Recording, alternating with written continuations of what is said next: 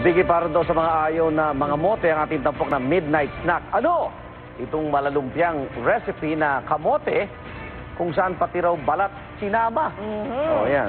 At hindi lang yan healthy, kundi matipid pa. At pwedeng pamalit sa kanin at tinapay. Ito na po ang midnight snack ni Micael Daez. Habang naglalakbay ang mga Spaniards, dati naghahanap sila ng ginto, pilak at mga lahas at syempre mga bagong isla na masasakop. Pero nadiskubre rin nila ang kamote, or in other words, ang sweet potato. Ngayon, kailangan natin alamin kung paano natin natutunan na kainin yan. Tara! Ang bida natin ngayong gabi, kamote. Pero with a twist. Ang balat nito kasamang kakainin kasama ng iba pang sangkap na gulay. Ginisa ang kamote, nilagyan ng pampalasa ang kinalabasan.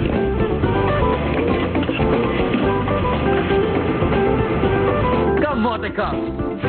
Una-una yung kamote kasi very nutritious. So nag-iisip ako ng paraan kung paano ma-enhance yung nutritional value ng kamote. Naisip ko yung modernize yung Filipino food para maging mas attractive siya, hindi lang sa Filipinos kundi sa mga foreigners. Ng main dish natin, kamote cups. Kamote cup dahil obvious na mukhang cup yung kamote. Ayan, tingnan nyo.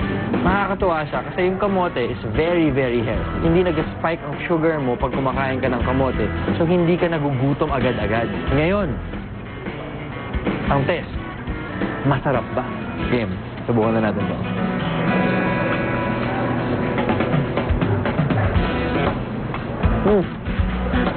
Tastes very healthy.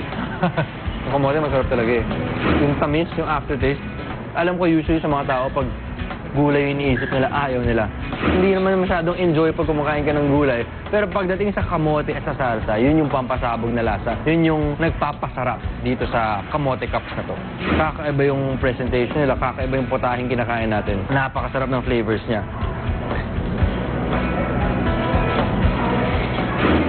Mula sa expedition ni Christopher Columbus noong 15th century, aksidente nilang nadiskubre ang kamote kasama ng mais at patatas. Ang mga Kastila naman ang mga nagpakilala sa atin ng kamote nang sakupin nilang Pilipinas. Ginagamit nila itong pamalit sa kanin dahil kung tutuusin, ang 1 kilo ng kamote ay 20 pesos lang kumpara sa bigas na 30 pesos. Hindi masela ng kamote. Sa katunayan, tumutubo ito sa kahit anong klase ng lupa. Ang kamote mayaman sa vitamin B6, iron, magnesium, vitamin C at vitamin B. Ayan na! Siguradong hindi kayo mangangamote sa kinain ko ngayong gabi. Masarap na nga, healthy pa.